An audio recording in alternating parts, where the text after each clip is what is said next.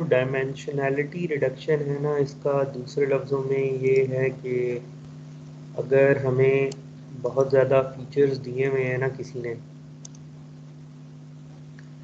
तो let's say ये हमारा डेटा किसी ने हमें दिया हुआ है,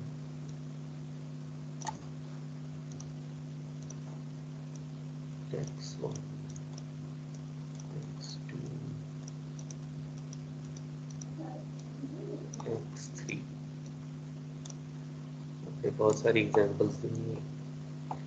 तो लेट्स से हमारा हाइपोथेसिस फंक्शन ये है, लेट्स से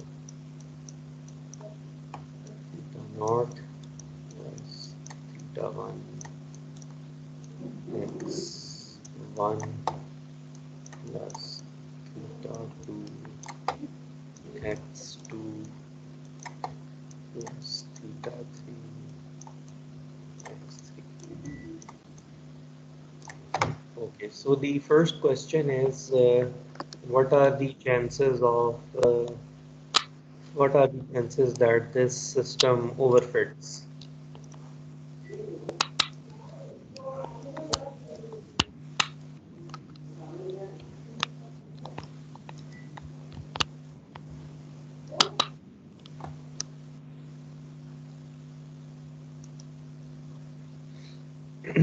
ये आप बता सकते हैं कि can this hypothesis function overfit?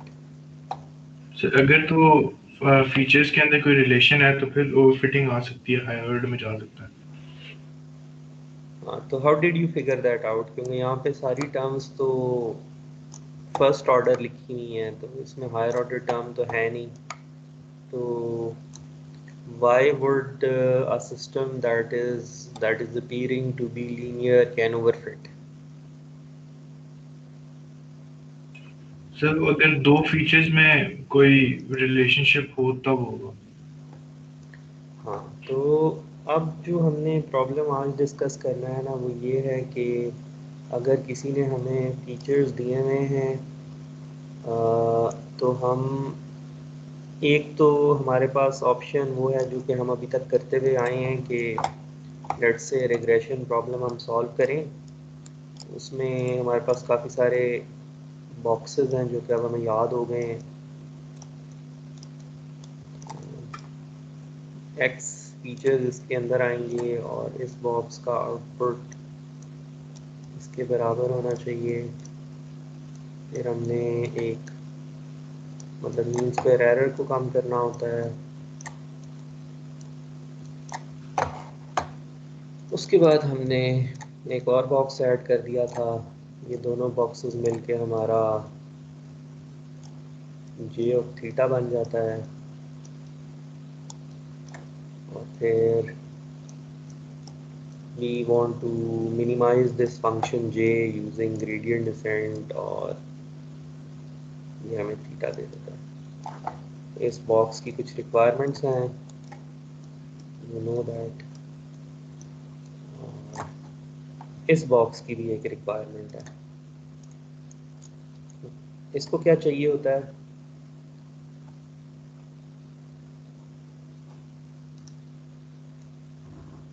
summation of like theta j1 to हाँ, number of इसमें थीटा की समेशन हो रही होती है। लैम्डा चाहिए होता है। तो पहली बारी हम लेट्स से हमने कोई हाइपोथेसिस फंक्शन रख लिया और हमने कोई लैम्डा सेलेक्ट कर लिया, और उसके बाद हमने लैम्डा सेलेक्ट करने के बाद किसी तरह सही वाला अल्फ़ा सेलेक्ट कर लिया, तो हमारे पास ऑटोमेटिकली थीटा आ गए। ये हमारी पूरी पाइपलाइन थी। तो जब हमने ये किया तो हमें पता चला कि हमारी ट्रेनिंग एरर तो बहुत कम है, लेकिन हमारी क्रॉस वैलिडेशन एरर बहुत ज़्यादा है। इसका क्या मतलब है? What do we get, what do we understand कि अगर हमारी ट्रेनिंग एरर बिल्कुल कम है और क्रॉस वैलिडेशन एरर बहुत ज़्यादा है, तो what kind of problem so we are dealing overfit हो विद? गया, सो ओवरफिटेड। अच्छा, ओवरफिटिंग हो रही है, तो ओवरफिटिंग को कम करने के लिए हमारे पास क्या चॉइसेस हैं?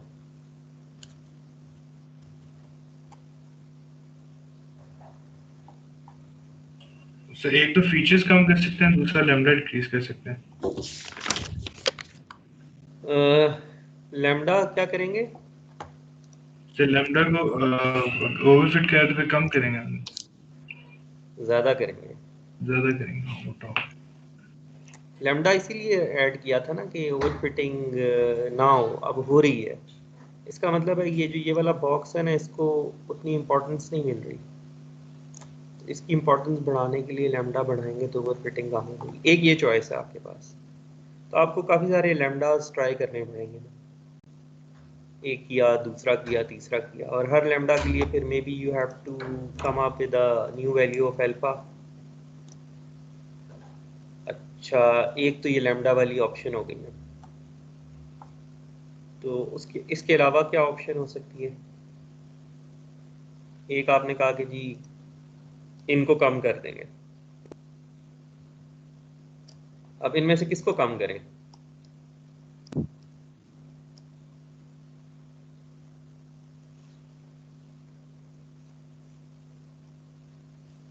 उसके अलावा क्या ऑप्शन हो सकती है हमारे पास?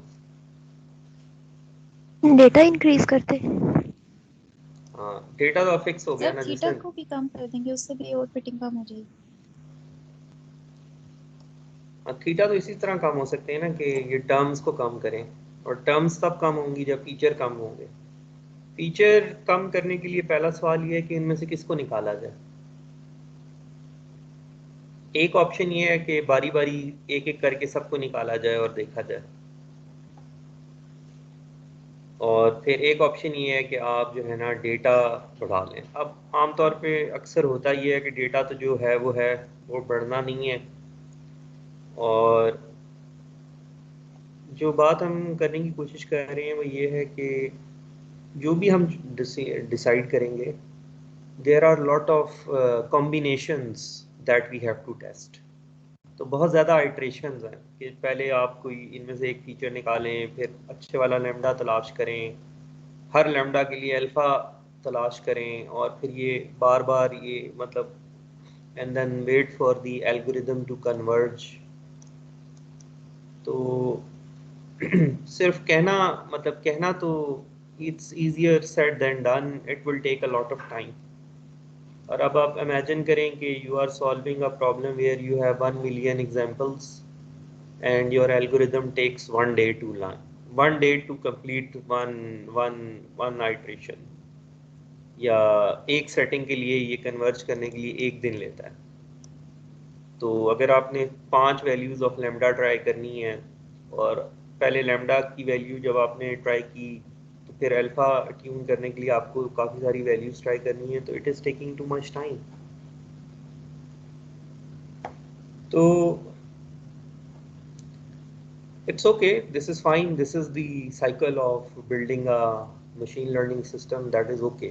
But we want to develop an understanding where we make those choices which get us to the goal faster. और अगर हमें बहुत ज़्यादा समझ नहीं है सिस्टम की, तो फिर मैं सारी चीज़ें ट्राई कर लूँगा। That is called the brute force attack, which is also fine sometimes, that we have to do. चीज़ें नहीं समझ में आ रही होती तो you try everything, which is also an okay option, क्योंकि एम तो सिस्टम बिल्ड करना है। तो आज जो हम चीज़ पढ़ेंगे ना, वो हम ये देखेंगे कि in data science there are methods which figure out कौन सा फीचर जो है ना वो यूज़फुल है या नहीं है, without going through this entire block diagram. ये जो पूरा प्रोसेस है ना, इसमें से गुजरे बगैर जो है ना वो आप you can get to that thing कि इनमें से कौन सा फीचर इंपॉर्टेंट नहीं है। तो that is a very interesting technique. आपने जो चीज़ याद रखनी है वो ये रखनी है कि ये जो पूरी ब्लॉक डायग्राम है, इसमें हमने काफ़ी सारी चीज़ों को इंश्योर करना है, और कुछ चीज़ें जो हमने इंश्योर करनी है ना, वो बेसिकली इस बॉक्स में काफ़ी सारी आ जाती हैं। इस बॉक्स की क्या रिक्वायरमेंट्स हैं?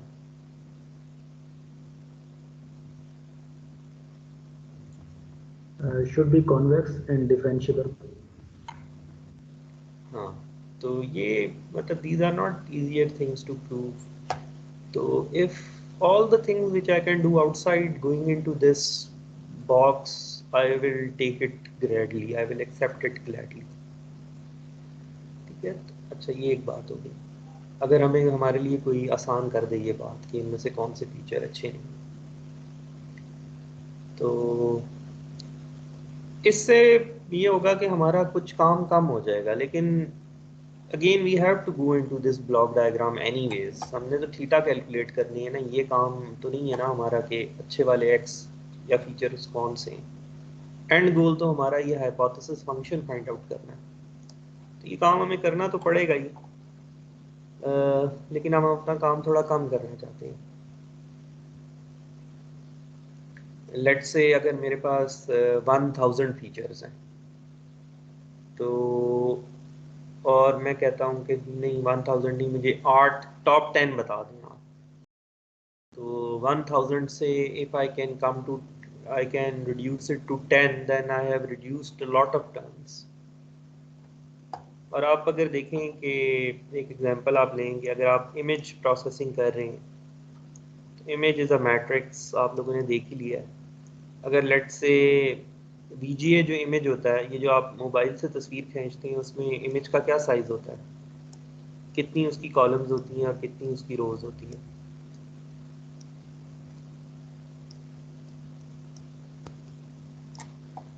ये नॉर्मल मोबाइल फ़ोन कैमरा से if you take a picture, how many columns and how many rows are there, क्या साइज़ होता है इमेज का?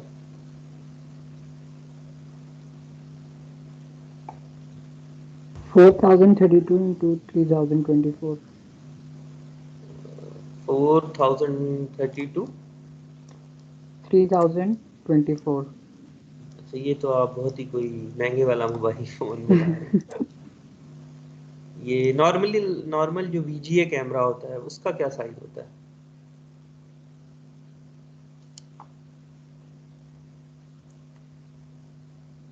Six 640 by 480।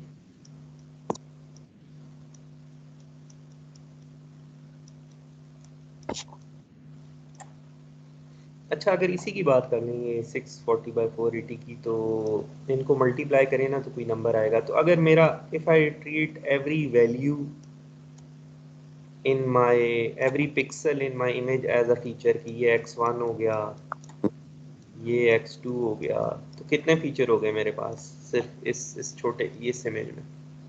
How many features are there? 640 into 480 is equals to what? 3,07,200. 307 200. 307 तो बहुत ज़्यादा feature हो गए। मतलब हम अभी तक तो एक फीचर और दो फीचर और उसकी बात कर रहे थे। तो we need some sort of ये this method, we need a method के we should be able to figure out के कौन सा फीचर ज़्यादा इम्पोर्टेंट है। अच्छा, इसमें this is the perspective of a machine learning scientist, data scientist. Normal life में भी ना ये जो स्ट्रैटेजी अभी हम पढ़ेंगे, this will help us. Imagine you work for a company और आपने बहुत डेटा इकट्ठा किया है, आपने एक एक्सेल शीट बना ली है, और उस एक्सेल शीट में आपने बहुत सारी चीज़ें नोट की हुई हैं, लेट्स से 100 फीचर्स नोट किए हुए। Now you want to summarize it, you want to present it, you want to make sense out of the data. So it is very difficult to like analyze an Excel sheet which has like 100 columns. So we make graphs and we make plots to derive some information from them. तो इसकी एक example मैं आपको दिखाता हूँ। ये एक problem है जिसमें इन्होंने ना इंग्लैंड के जो 4 पार्ट्स हैं उसमें इन्होंने एक सर्वे कंडक्ट किया था, and they asked some questions कि जी आप फिश कितनी खाते हैं, और आप फ्रूट कितना खाते हैं, और आप पोटैटोस कितना खाते हैं, और आप मीट कितना खाते हैं। तो ये इन्होंने ना एवरेज वैल्यूज़ लिखी हुई हैं कि बहुत सारे लोगों से ये सर्वे किया था और इन्होंने ना ये नोट डाउन कर लिया। तो ये मैं ना आपको दोबारा दिखा देता हूँ, ये थोड़ा बड़ा करके। ये नज़र आ रहा है? Okay, I took this example from internet, this is not my data.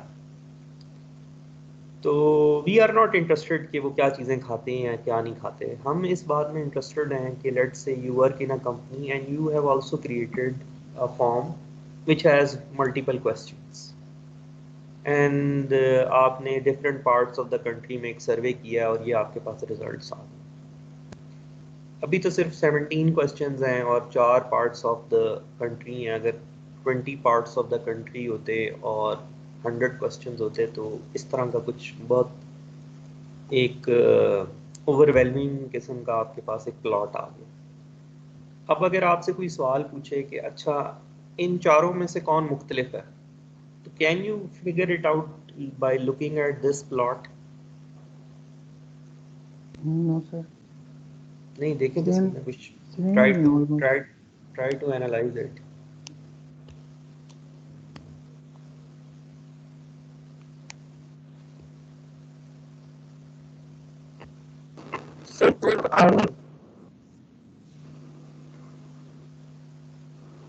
Ji, North Ireland fresh food की वजह से।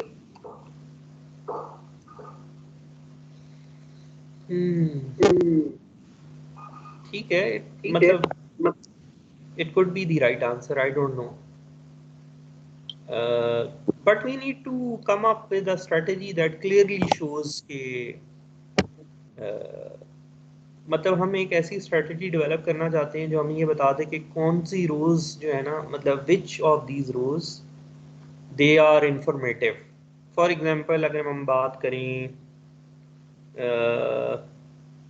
किस रो की बात कर लेते हैं, इसकी बात कर लेते हैं, प्रोसेस्ड पोटैटोज। ये देखें, इसमें सारे एक ही जैसे लग रहे हैं मुझे तो, ये प्रोसेस्ड पोटैटोज में बेसिकली प्रोसेस्ड पोटैटोज का मतलब यही होगा कि चिप्स कितने खाते हैं। तो what is the point of having this row in this survey? अगर इस सवाल का जवाब आपने तलाश करना है कि इनमें से ईटिंग हैबिट्स किसकी मुख्तलिफ हैं,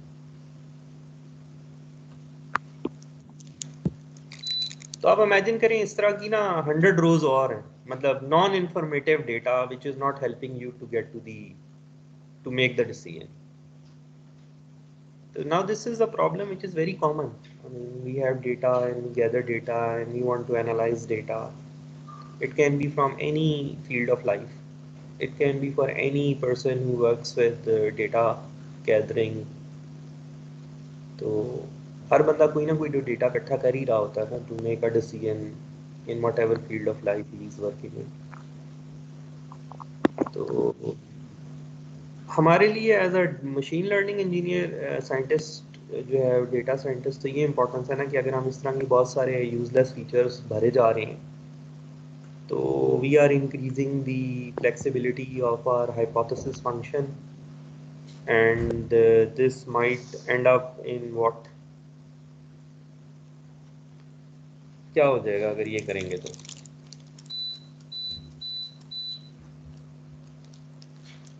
अगर हम बहुत सारे यूजलेस फीचर इकट्ठे कर लेंगे तो हमें क्या नुकसान होगा? हम कोई डिसीजन नहीं ले पाएंगे।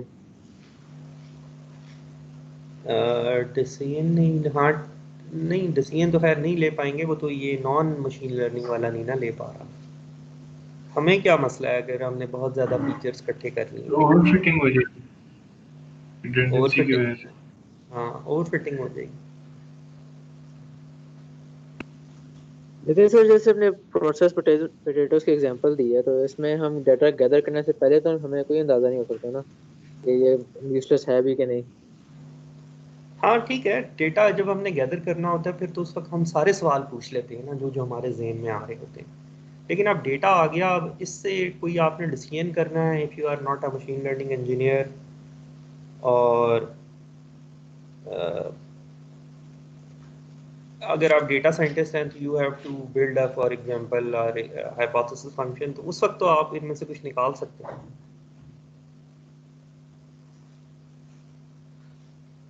तो ये हमने करना है काम, this is the goal of today's work. और एक मिनट, इसका मैं आपको जवाब बता देता हूँ, देन यू विल सी। हाँ ये देखें, using this technique of reducing from 17 rows 17 features to a single feature, हमने एक सिंगल फीचर में इसको रिड्यूस किया है। और ये जो हमने डायग्राम बनाई हुई है, क्या कहते हैं, हमने जो डायग्राम बनाई हुई है ये, इसमें मतलब ये है कि 17 हमारे पास कॉलम्स थी और 17 में से हमने एक कॉलम तक पहुंच गए हैं कि जो सबसे इम्पोर्टेंट कॉलम है, और वो हमने प्लॉट करके देखी है ना, तो इस तरह प्लॉट हो रहे हैं।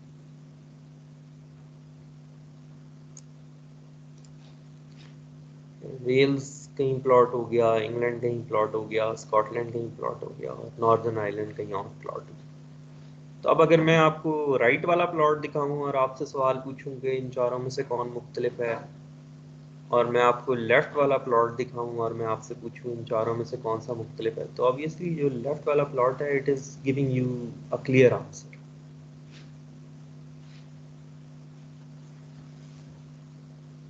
तो अभी तो 17 हमारे पास फीचर्स थे ना, अगर 100 होते या 2000 होते और उन 2000 को एनालाइज करना होता, तो it would have taken too much time, whereas this graph summarizes what is the most important dimension। ठीक है, तो ये हमारा गोल है, and at the end of this goal what we will get is a method that will help us make this choice, and it has applications both in the machine learning world and in our daily lives।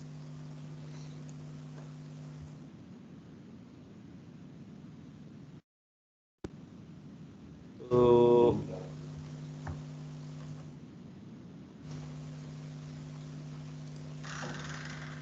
अच्छा, अब we can start with this example। Sir जी पूछे। Sir ये जो principal component है ये basically क्या चीज़ है, हम किसको मेजर कर रहे हैं इधर हम? We will figure it out जब हम जो है ये, this is what we have to discuss today। अच्छा, तो ये एक एग्जांपल है आपके सामने, और ये हमारे पास दो फीचर्स हैं x1 एंड x2, और हमने कुछ डेटा इकट्ठा किया था और हमने जो है इसको प्लॉट कर दिया है। Basically we have two columns, और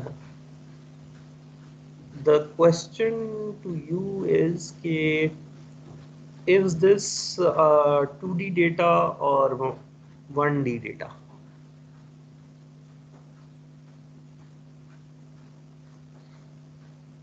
It appears to be 2D, right? हर मतलब it's plotted in a 2D plot, तो it is a 2D data, right? और अगर आपको कोई कहे कि अच्छा इन दोनों में से किसी एक को आप जो है ना ड्रॉप कर दें, तो आप किसको ड्रॉप करेंगे?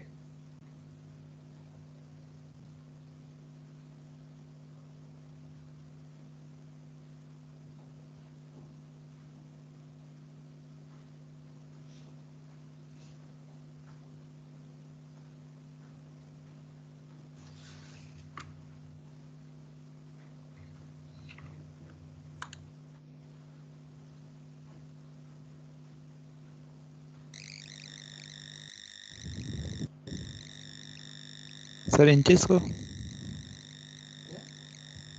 क्यों? सर उसमें चेंज कम आ रही है, जैसा सर जो पहली वैल्यू स्टार्ट है सेंटीमीटर, यानी इंचेस में चेंज नहीं है, सेंटीमीटर की दो वैल्यूज हैं। मुझे बात नहीं समझ में आई। आप ये कह रहे हैं, देखें इंच यहाँ से शुरू होकर यहाँ पे ख़त्म हो जाते हैं ये, और सेंटीमीटर यहाँ से शुरू होते हैं और यहाँ पे ख़त्म हो जाते हैं। तो मतलब दोनों दोनों दोनों वैल्यूज में कुछ ना कुछ तो चेंज है ना, तकरीबन एक जितनी है। चलिए मैं क्वेश्चन चेंज करता हूँ। लेट्स से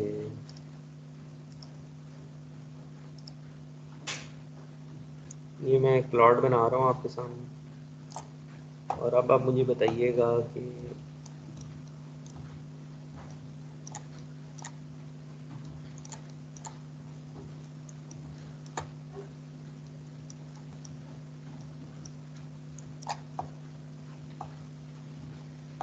ये x1 हो गया और ये x2 हो गया। तो इन दोनों में से अगर आपको किसी एक को ड्रॉप करना पड़े तो आप कौन सा फीचर ड्रॉप करेंगे?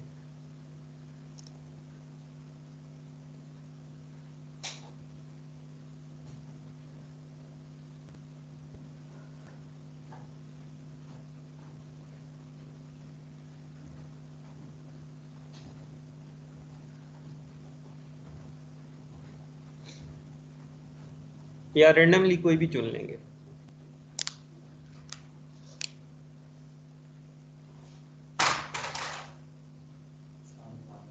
सर मुझे लगता है x2 को ड्रॉप करेंगे क्योंकि वो डिपेंडेंट एक्सिस पर है और x1 इंडिपेंडेंट है।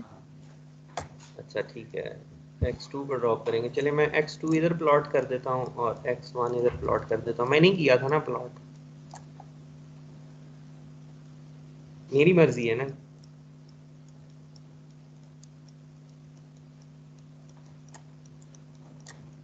मुझे किसी ने ये टेबल दिया हुआ था तो मेरी मर्जी है मैं किसको हॉरिजॉन्टल एक्सिस पे प्लॉट करूँ और किसको वर्टिकल एक्सिस पे प्लॉट करूँ।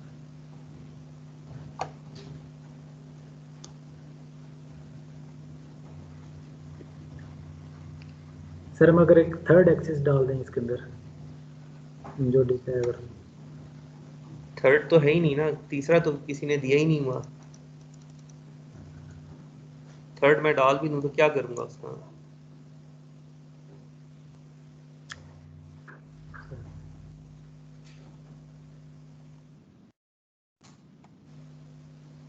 This is not a machine learning problem. This is just a simple question that I am asking you. इसका कोई बहुत ही कॉम्प्लेक्स जवाब नहीं है।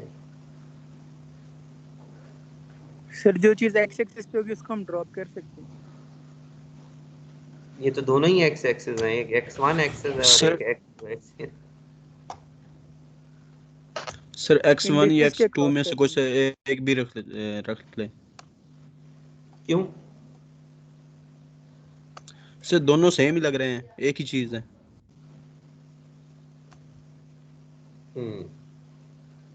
ठीक है। अब प्रॉब्लम ये है कि अच्छा चले मैं ना इसी ये जो मैंने लेफ्ट साइड पे प्लॉट बनाया हुआ है ना, मैं इसको किसी और तरह बना के आपको दिखाता हूँ। लेट्स से हम जब छोटे थे ना तो हमारा प्लॉट जो है ना वो इस तरह ना बनता होता कि एक्स हॉरिजॉन्टल होता, एक्स एक्सिस हॉरिजॉन्टल होती और वाई एक्सिस वर्टिकल होती। अगर हमें किसी ने यूं पढ़ाया होता कि एक्स एक्सिस ये वाली होती है और वाई एक्सिस ये वाली होती है, तो ये जो मैंने नए एक्सिस बनाए हैं इसमें ये भी ऑर्थोगोनल ही है ना। अगर हमें यूं पढ़ाया होता किसी ने,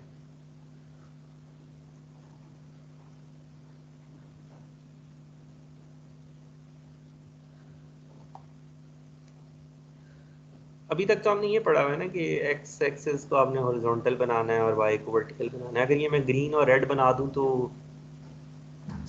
हाउ डज इट चेंज, मतलब does it change anything, do we lose any information? मैं ये वाले एक्सिस नहीं बनाता, मैं कोई और एक्सिस बना देता हूँ,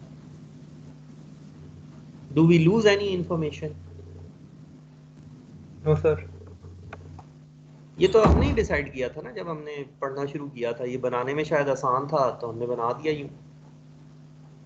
अब देखें जब मैंने ये नया वाला एक्सेस बनाया ना, अब देखें आप वैल्यूज क्या होंगी।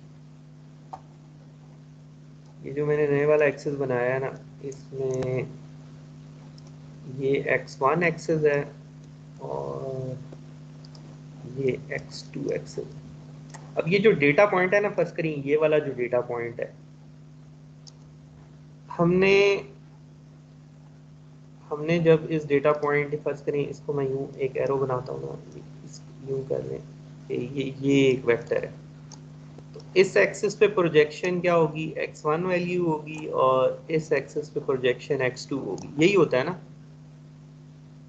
कोऑर्डिनेट का, यही मतलब होता है ना। एक जो डेटा पॉइंट होता है उसके दोनों जो हमारे पास कोऑर्डिनेट्स होते हैं, इस वेक्टर की प्रोजेक्शन एक एक्सिस पे और इस वेक्टर की प्रोजेक्शन दूसरे एक्सिस पे, यही दो वैल्यूज आप लिखते हैं।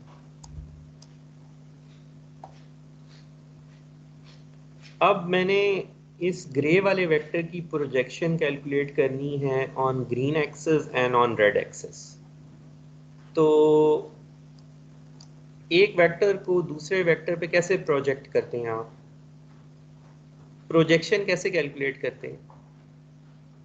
आप लोगों ने की हुई है ना प्रोजेक्शन कैलकुलेट। ये वाला कंपोनेंट है, ये वाला कंपोनेंट है, इसकी क्या वैल्यू होगी, ये कैसे कैलकुलेट करते हैं आप?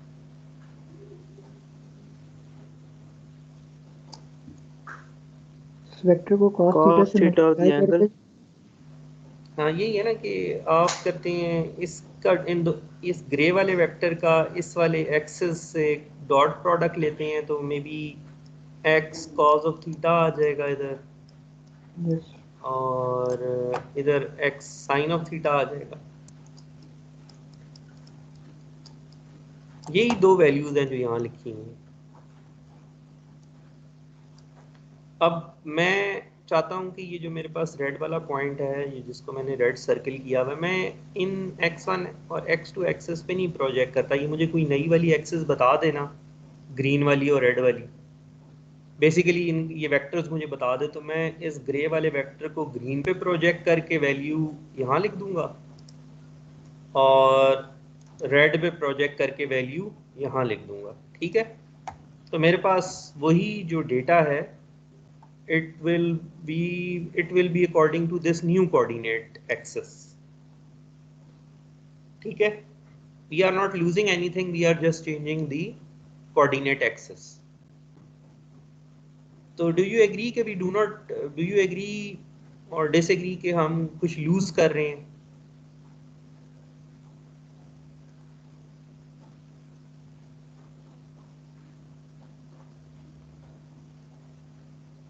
Are we losing anything?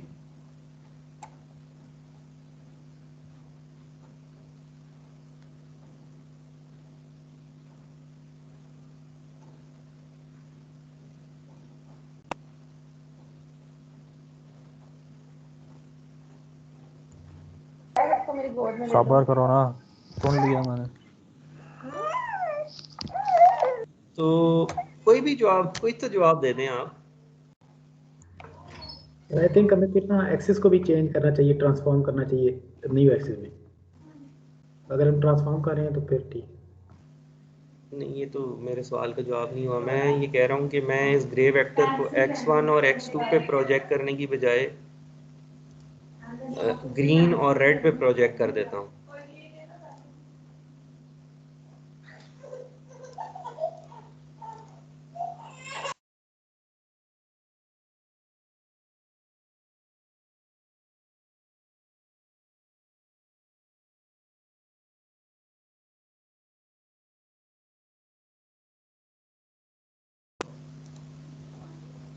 तो चाहे x1 x2 एक्सेस पे आप प्रोजेक्ट करें, चाहे ग्रीन और रेड पे प्रोजेक्ट करें, it doesn't make any difference. आपकी मर्जी है ना, आपने दो एक्सेस लेने थे और कोऑर्डिनेट सिस्टम में यही होता है कि दोनों ऑर्थोगोनल होने चाहिए axes, doesn't make any difference.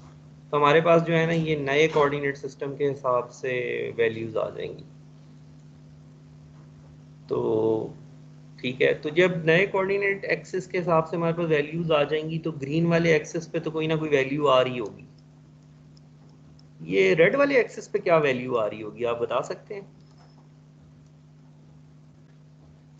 Sir I think इस केस में 0 होगी क्योंकि वो बिल्कुल ऑर्थोगोनल है उसका। हाँ, साइन ऑफ थीटा होता है ना, तो वो 0 होगा। इसके लिए भी 0, इस अगले डेटा पॉइंट के लिए भी 0, इसके लिए भी 0, इसके लिए भी 0, इसके लिए भी 0, इसके लिए भी 0। तो अगर तो आपने मुझे इस तरह एक टेबल दिया हुआ था ना, और मुझे किसी ने आके ये नई वाली एक्सेस बता दी हैं और मैंने इस तरह बना लिया टेबल ग्रीन और रेड में, तो अगर एक कॉलम है जिसमें सारी वैल्यू 0 है, उस कॉलम का कोई फ़ायदा है?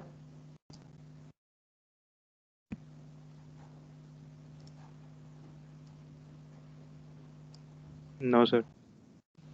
जो इंफॉर्मेशन होती है वो चेंज में होती है ना, तो यहाँ पे आप इस तरह आप अपनी मर्जी से 10 कॉलम्स और ऐड कर दें, सारे 0 लिखते रहें, इसका मतलब ये तो नहीं है कि आपने इंफॉर्मेशन कुछ इंक्रीज कर ली है अपनी।